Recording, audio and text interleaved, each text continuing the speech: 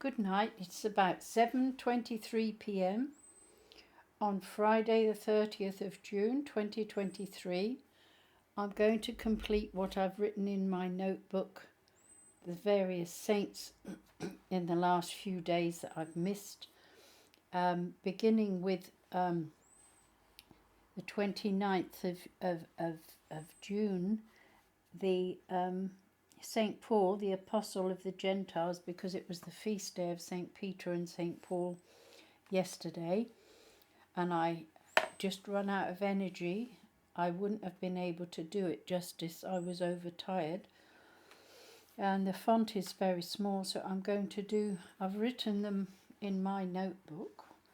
Hopefully, I'll glance at it sometimes, but I will begin, and I'll hold it as far as I'm able to begin with.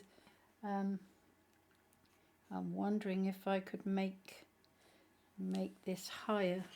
I should have done it before I went and turned on the computer, but I could try by putting some folders. I've got that high for the microphone, but maybe I could put some folders here to bring the Butler'S book up a bit higher. I've got so many books. I'm surrounded by books.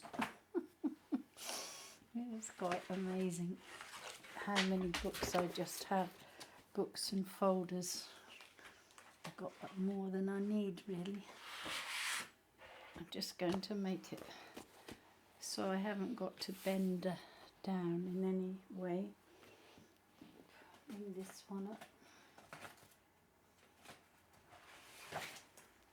I meant to ring my auntie to tell her that I'll visit her at the care home. Oh dear, I can leave it for now.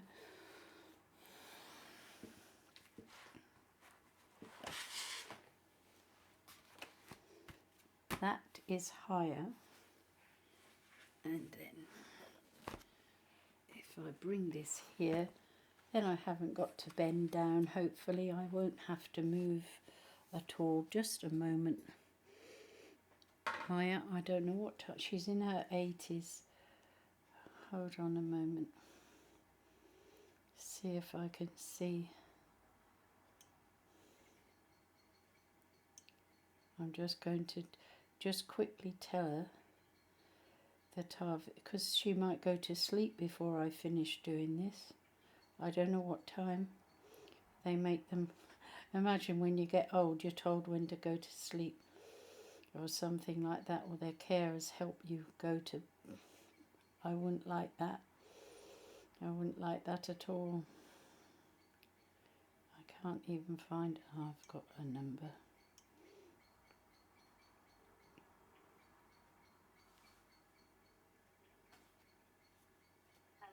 Hello, Auntie Brenda. I'm just going to record, and I meant to ring you before I started. I'm coming to see you tomorrow. Are you going to be in? All right. Yeah, I'm going to the. Gina's coming in the morning. I'm going. Gina's going to come in the morning. Well, I'm going to the Latin Mass at 10, so I'll be by you about 11:30. Yeah, I'm not sure what time. I haven't seen her for quite a while, you see. Well, I'll see her as well if she's there then, won't I? Yeah, I don't want you to make a journey. No. She won't be here. Oh, that's all right. I'll still. I'll be coming to say hello. I'll ring you when I leave church. All right, love you. Night night. Bye bye. Yeah. Did you ever ask your dad what he did during the war? Yeah, he was a gunner and a photographer over Germany and India. Yeah. He must have been clever, you know. He was clever.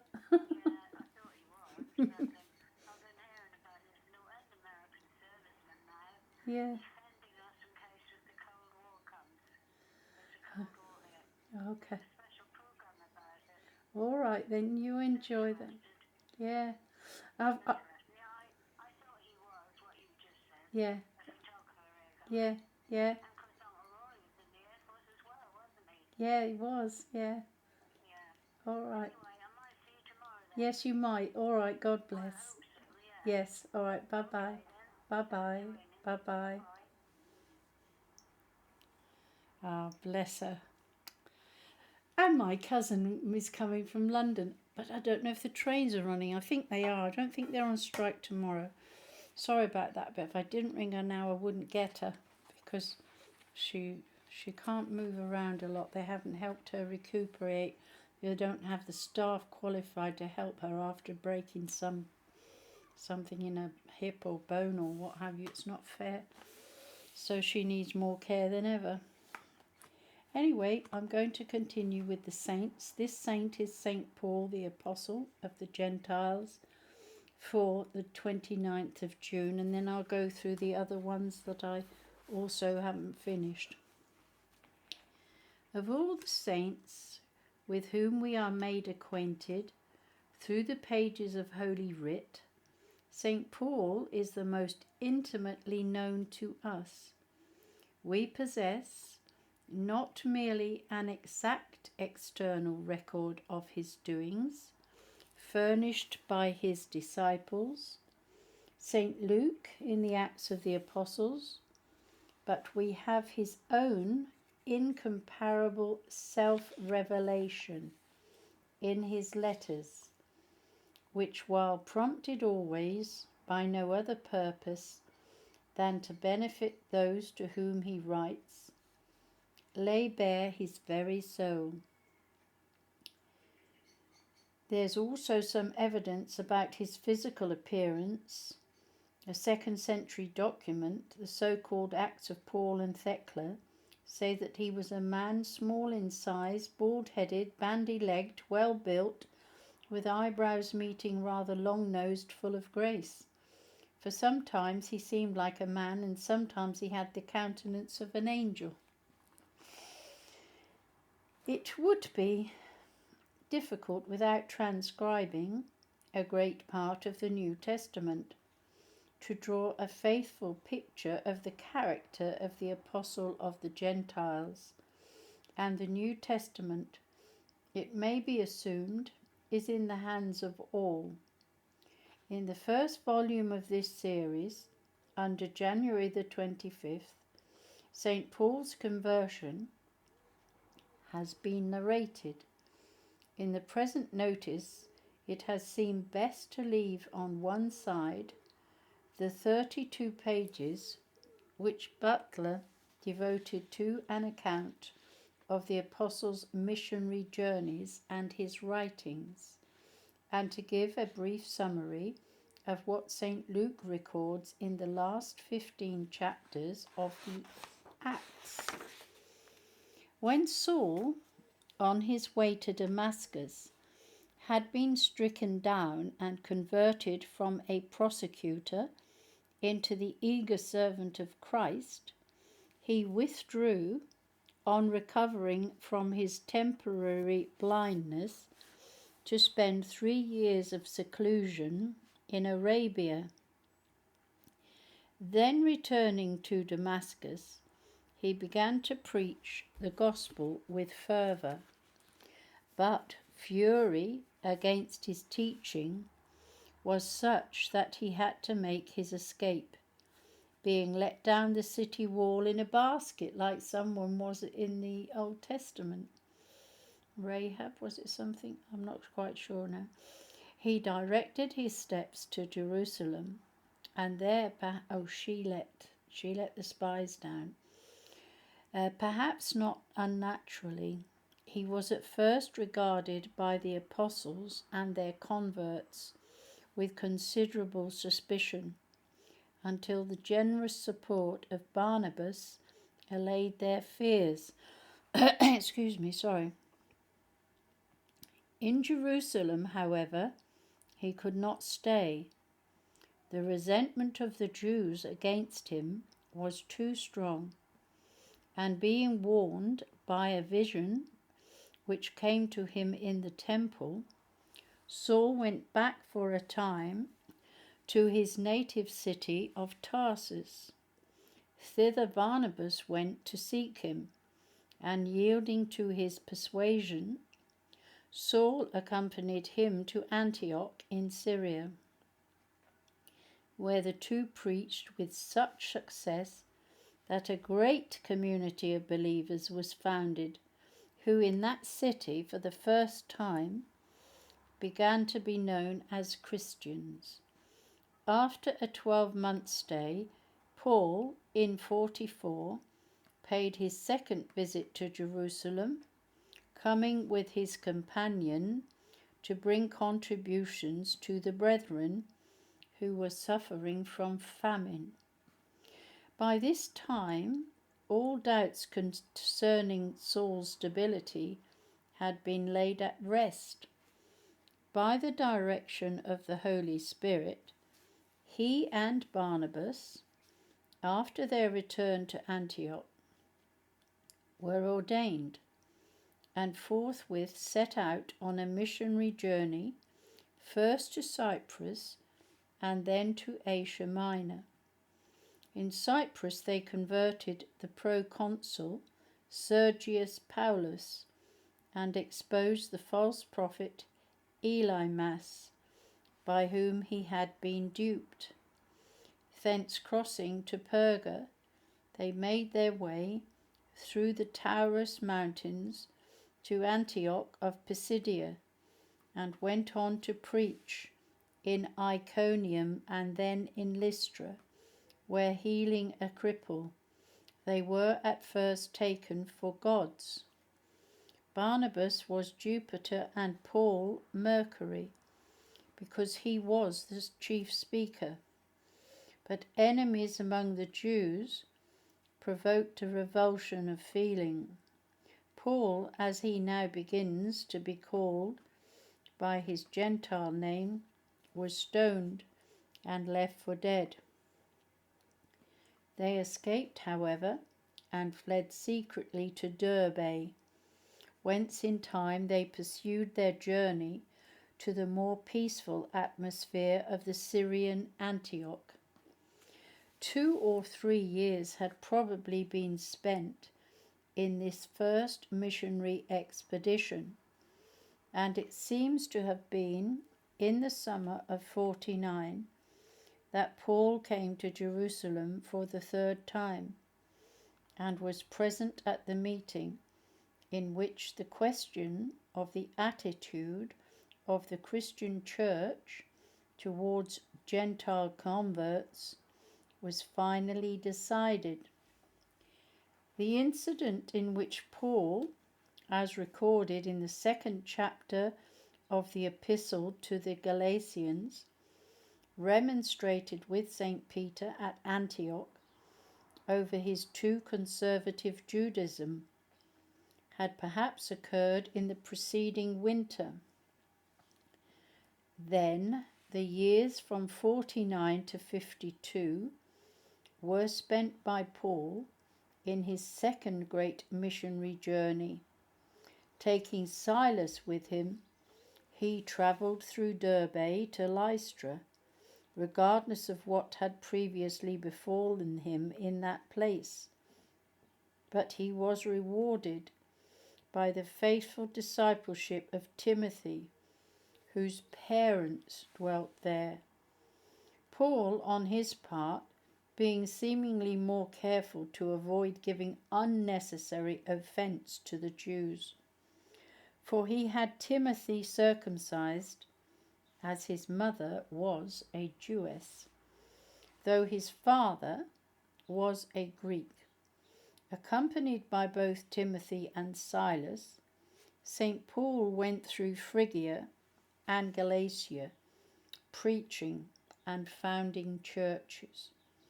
He was, however, prevented from proceeding farther in a northerly direction by a vision which summoned him to Macedonia. Accordingly, he crossed over from Troas. The beloved physician, St. Luke, the author of a Gospel and the Acts, being now apparently of the party.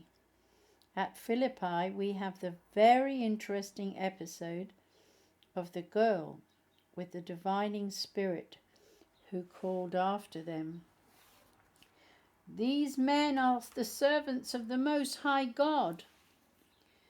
But though this might have seemed to help the cause, Paul commanded the spirit to go out of her.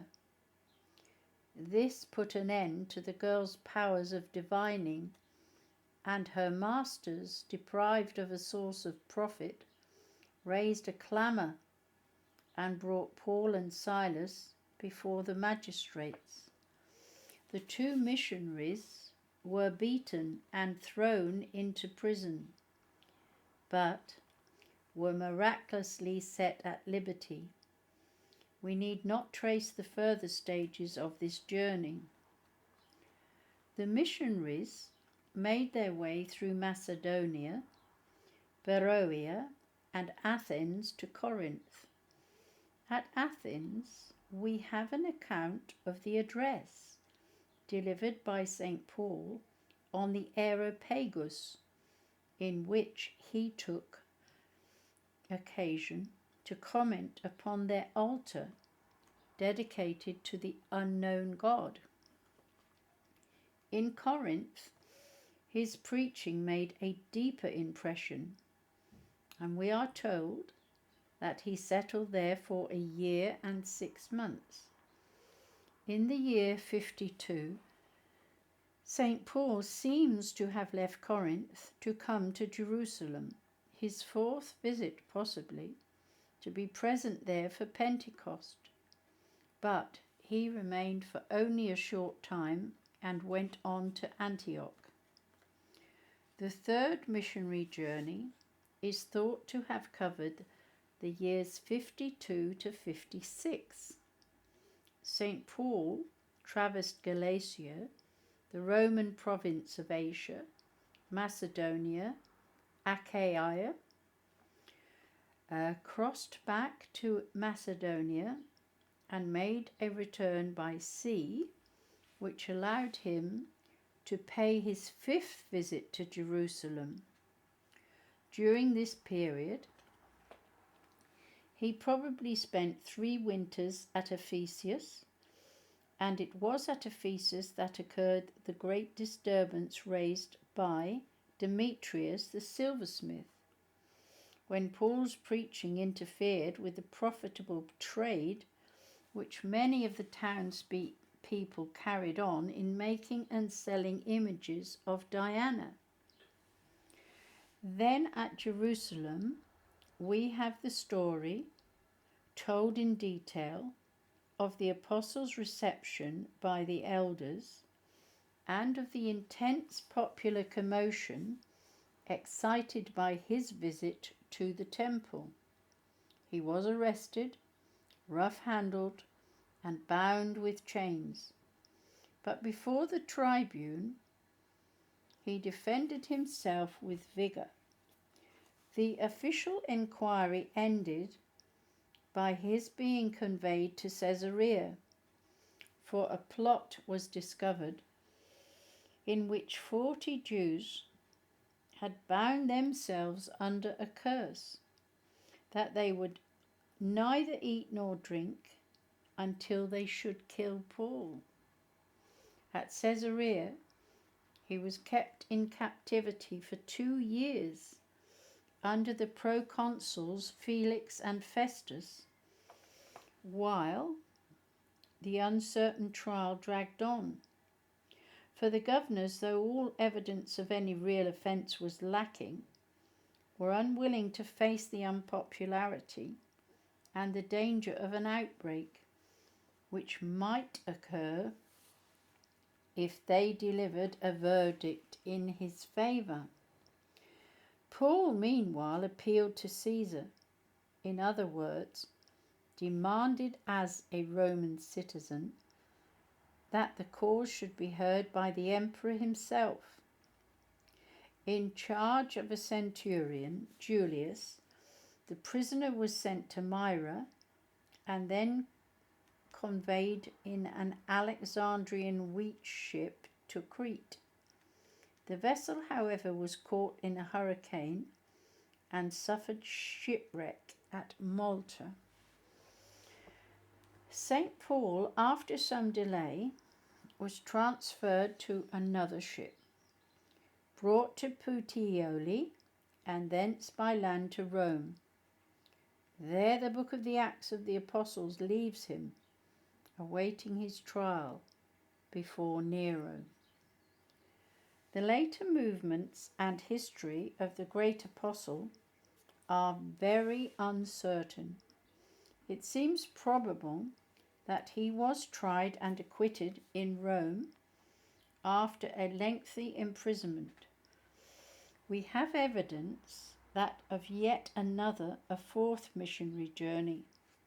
It is held by some that he visited Spain, but we can affirm with greater confidence that he found his way to Macedonia once more, and probably spent the winter of 65 and 66 at Nicopolis. Returning to Rome, he was again arrested and imprisoned. Whether he was condemned in company with St. Peter is not certain, but as a Roman citizen, his punishment was different. There is a strong and seemingly reliable tradition that he was beheaded on the Ostian Way at a place called Aquae Salviae, now Tre Fontaine, near where the Basilica of St. Paul outside the walls stands today, and in that church his burial place is venerated. It is commonly said that St. Paul suffered on the same day of the same year as did St. Peter, but there is no certainty about this. Shortly before, he had written to St. Timothy, whose famous words, "I am even now ready to be sacrificed, and the time of my dissolution is at hand. I have fought a good fight. I have finished my course. I have kept the faith. As for the rest, there is laid up for me a crown of justice, which the Lord, the just judge, will render to me in that day, and not only to me, but to them also that love his coming." So that's the end of St. Paul. And the next one is St. CASSIUS, Bishop of Narn. I'll just check that it's on my list. Yes, it's on my list, because I need to type it up, you see, and I don't want to put something in that wasn't read. But you never know, I might make a mistake. St. CASSIUS, Bishop of NARNI, AD 538. And as usual, it begins with, "The little that is known about St. Cassius is derived from the pages of St. Gregory the Great. In his dialogues, he expatiates upon the virtues of his Bishop of Narni, upon his exemplary life, his care for his flock, and his self-sacrificing generosity to the poor. After it had been revealed to him, through one of his priests, that he would die in Rome on the feast of St. Peter and St. Paul, he made a point of going annually to the city on the eve of that day. 6 times he returned from his pilgrimage, but the 7th year the prophecy was fulfilled. When he had celebrated Mass and given communion to the people, he passed away peacefully to receive his eternal reward.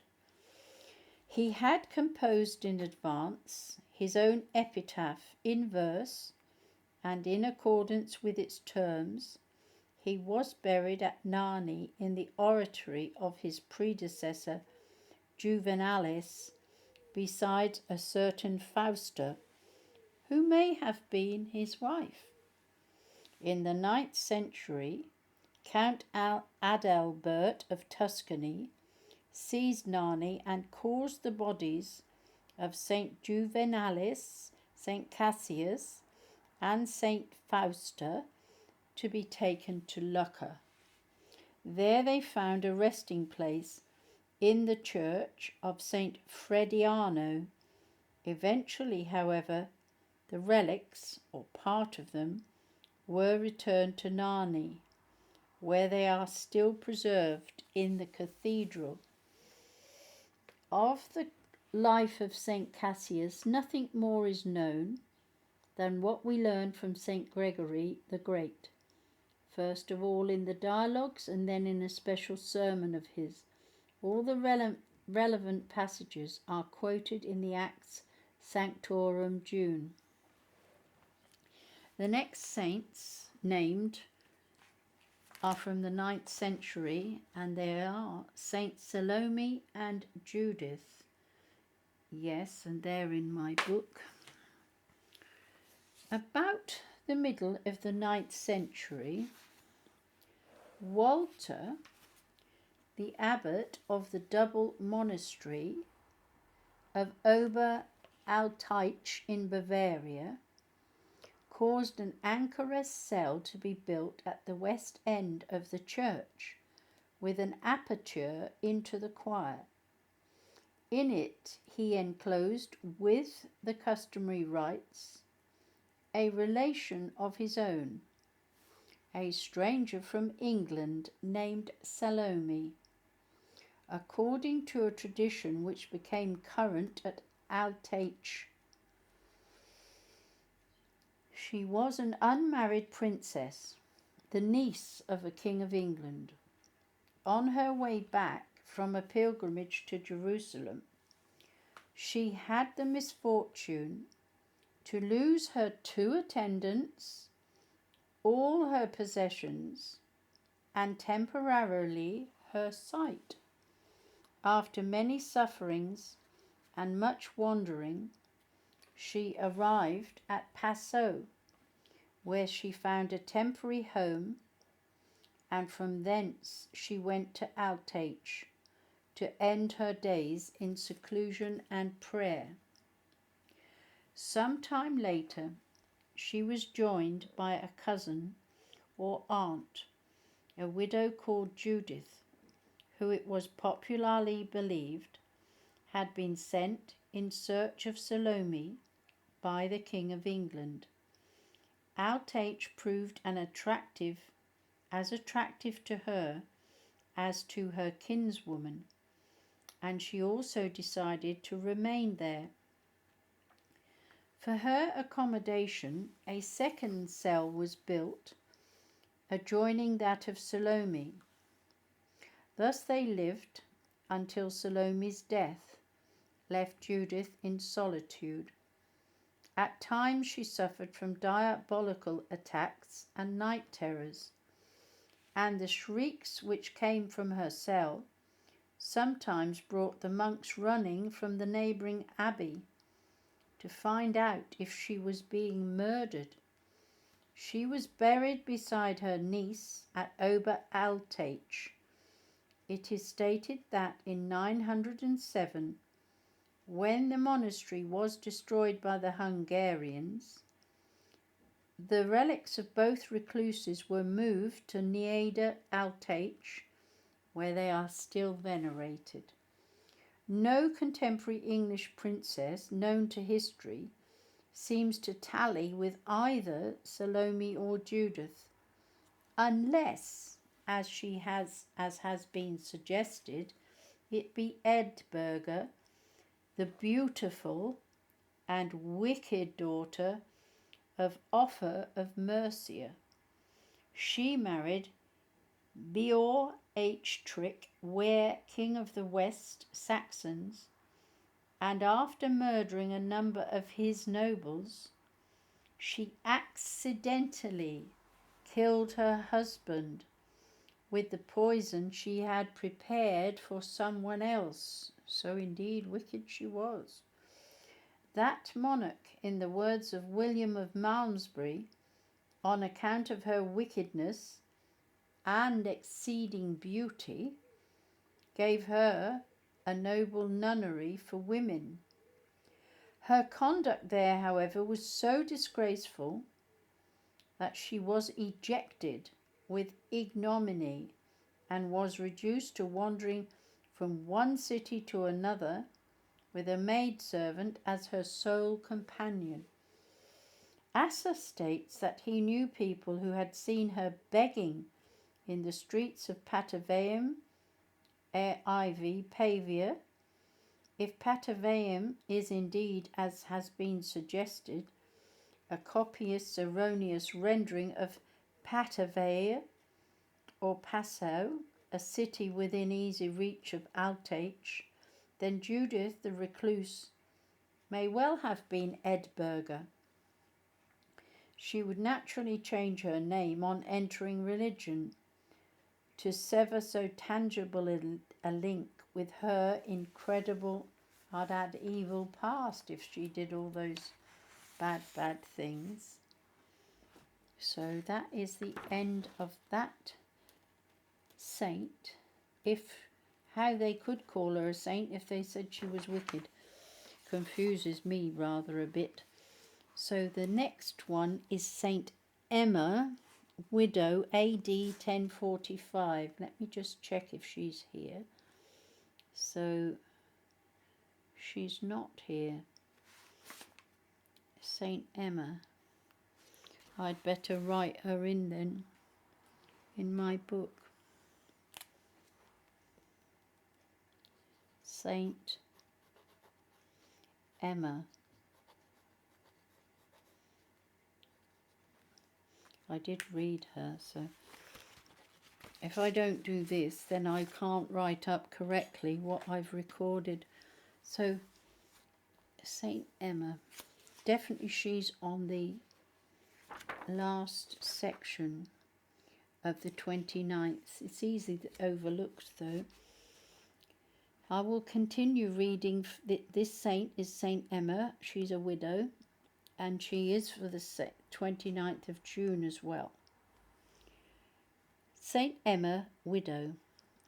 The little Austrian town of Gurk in Carinthia, which gives his title to an archbishop, derives its origin from a double monastery and a church founded by Saint Emma, or Hemma, they gave us a choice, towards the middle of the 11th century.